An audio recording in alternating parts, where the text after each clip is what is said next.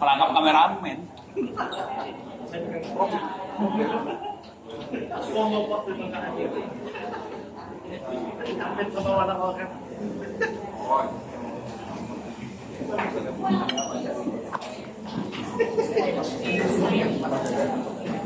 Apa sih?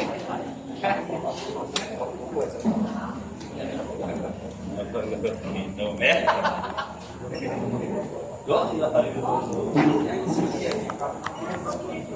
Gimana? Stage director.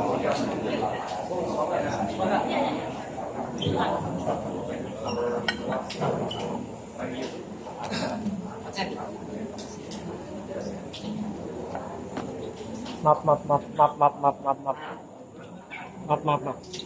Pengen ya.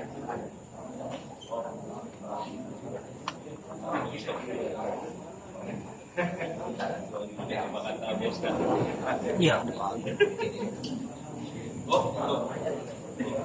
Cek. Oh, sekarang ini udah stop. Ini cuma sebentar.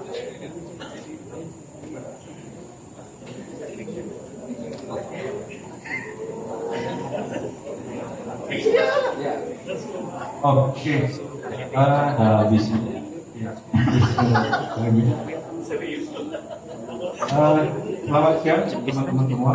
Jadi hari ini kita memulai suatu kegiatan yang bisa dijadikan sebagai salah satu epicentrum kekuatan untuk membangun open yang bisa digunakan di dalam industri. Dan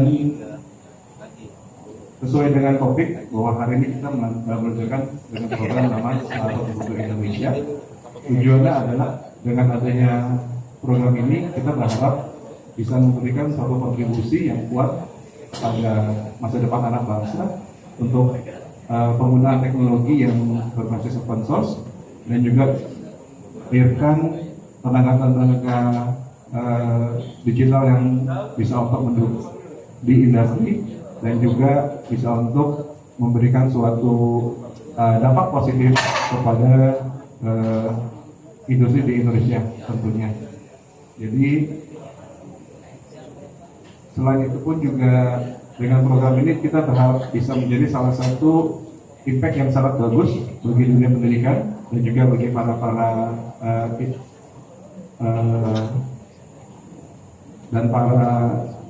instansi yang terkait. Semoga ini bisa dijadikan sebagai satu awal mula yang sangat baik untuk mendukung keberlangsungan tenaga-tenaga yang tangguh untuk di dunia IT dan juga di dunia kita.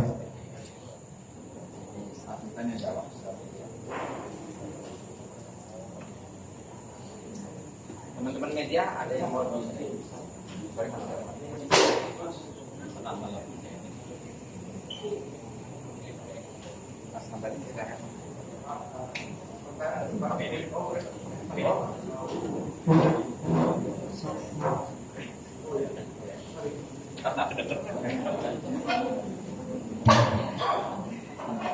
Selamat siang, nama saya Doni dari wartawan Ayus, Pak.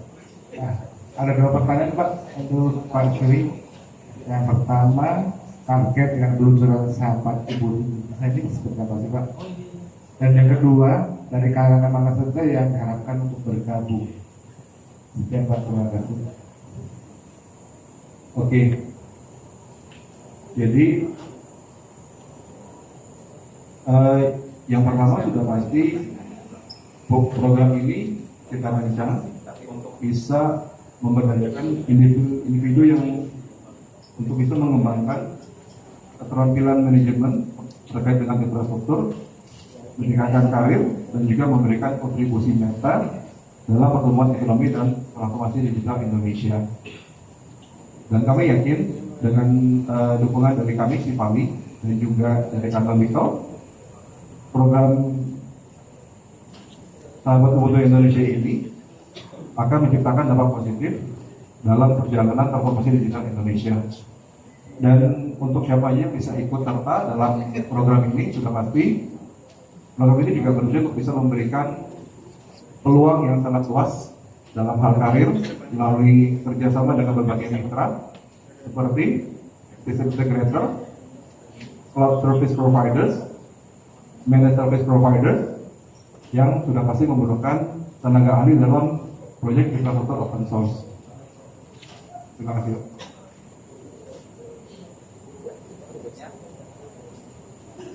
Berikutnya satu lagi.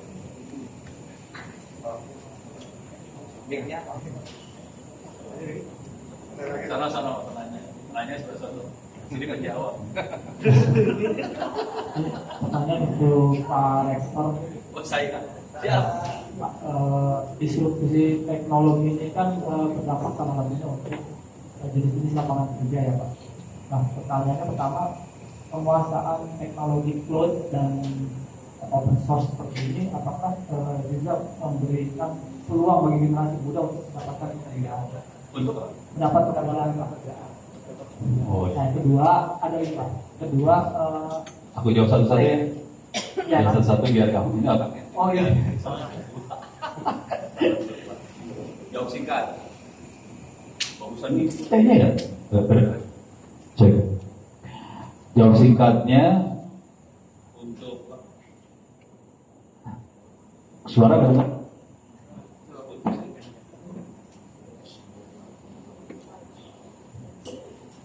Jawab singkatnya kira-kira gini. Ya, tempat kerjaan iya banget. Ini ngomong jujur dulu ya. Kalau kita udah pernah melihat teman-teman di data center, apakah itu PC atau di ID Cloud Host semuanya, mereka sampai nyari orang. Jadi kita kekurangan orang sih, asli. Ini 2 minggu yang lalu di kita ngadain training. Ini kebetulan teknologinya sama, Ubuntu juga, cuman yang sponsornya beda. Yang sponsornya adalah orang-orang data centernya Indonesia. Datang, no, gua kasih duit buat 30 orang, gitu. Dan ini akan berlanjut. Jadi kita kekurangan orang karena mereka semua pakai teknologinya yang Ubuntu tadi, tapi nggak ada orangnya. Gitu. Jadi kalau jawaban singkat untuk tenaga kerja, iya. Pertanyaan tadi ada satu lagi masalah disrupsi ya. Disrupsi, kira-kira gini yang kejadian. Kalau disrupsi kan ada apa perubahan yang drastis gitu di industrinya ya. Jadi kejadian yang akan terjadi kira-kira gini. Ini logika sederhananya aja ya. Semua perusahaan segala macam kan pada pakai software yang berbayar itu ya, buat infrastruktur teknologinya dan sebagainya. Semua orang pengen supaya infrastrukturnya itu murah. Semua orang pengen supaya kita bukan cuma jadi user doang. Kita pengen dong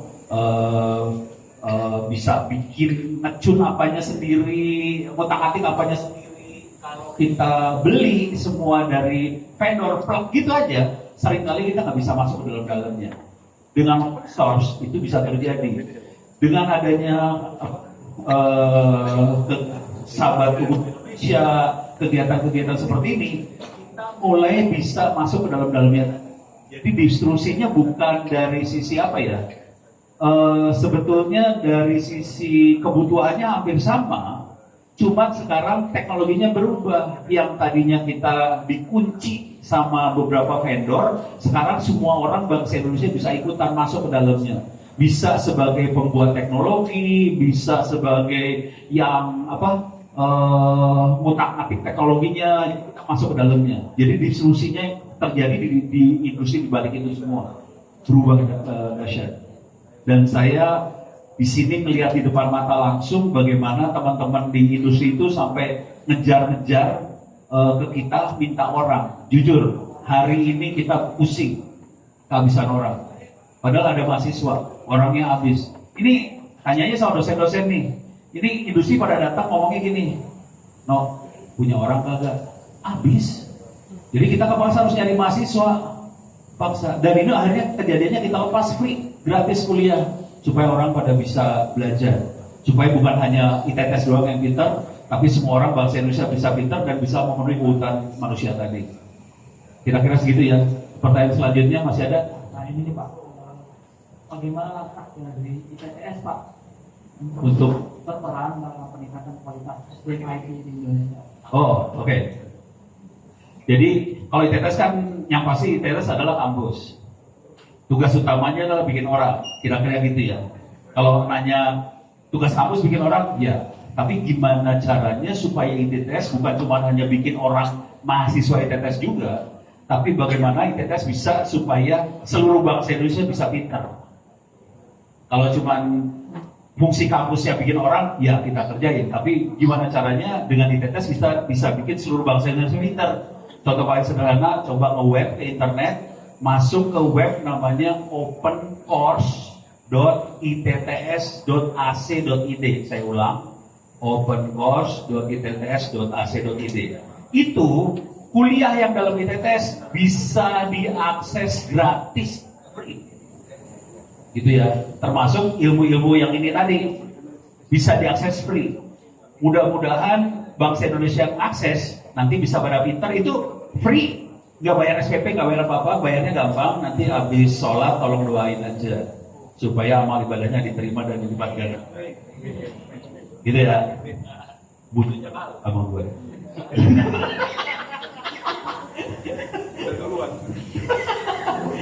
Udah, lu udah daftar kuliah gratis. Kalau berhasil dapat nilai 90, dapat sertifikat free. Kalau mau pakai sertifikat itu buat cari kerja, silahkan, nggak usah bayar.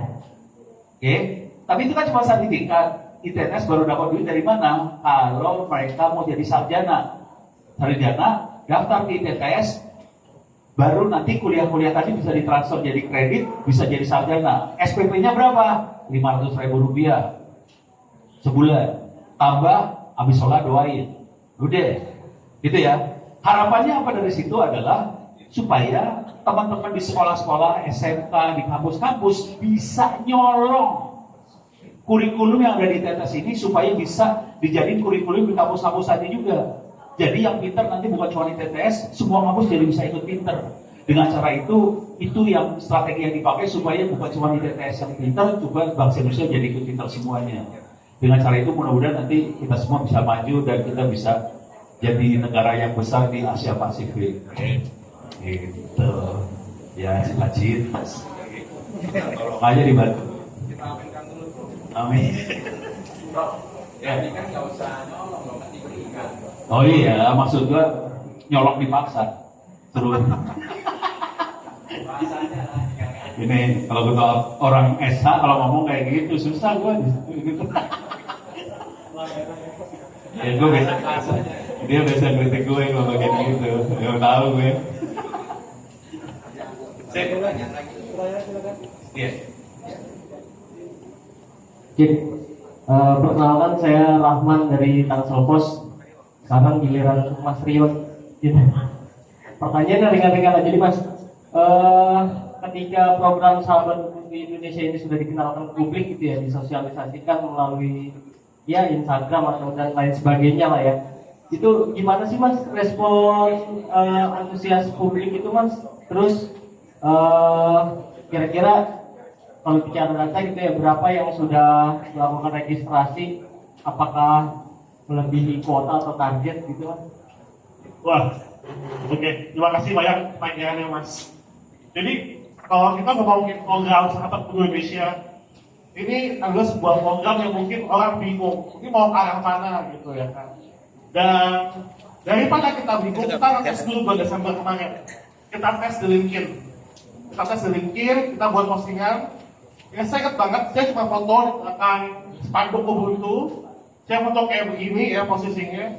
Dan saya bilang, siapa yang mau belajar teknologi cloud tapi open source? Kata kuncinya seperti itu yang saya ngomongin.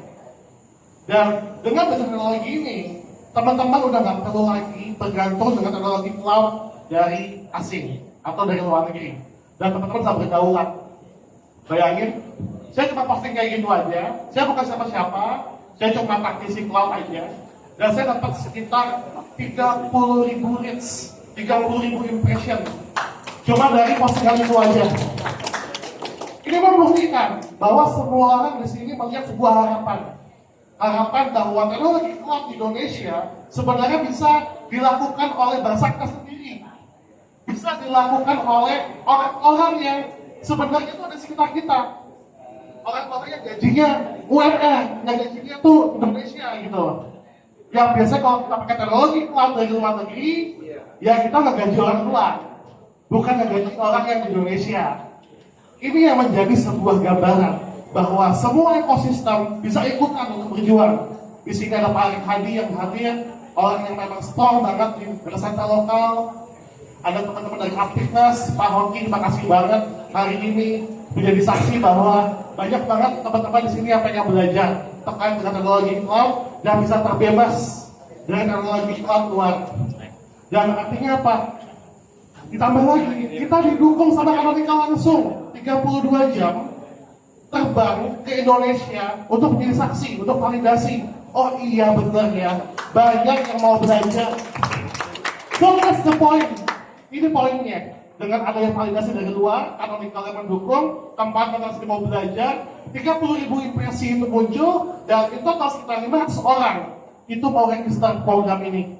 Dan cuma 30 orang yang terinvite hari ini, dan kita pilih. Jadi, dengan besarnya antusiasme, dengan terbatasnya ruangan kita hari ini, ya ini akan menjadi chapter baru buat kita semua. Chapter baru untuk teknologi open source, terutama bersama dengan Ubuntu di Indonesia. Mungkin itu Pak, jawaban dari saya Pak. Terima kasih.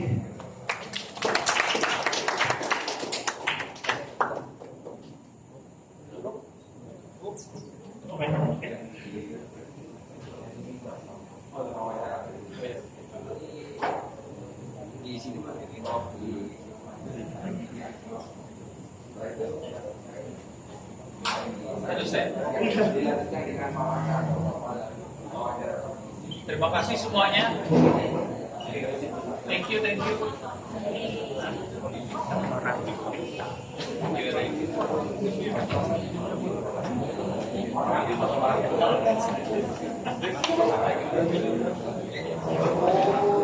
you.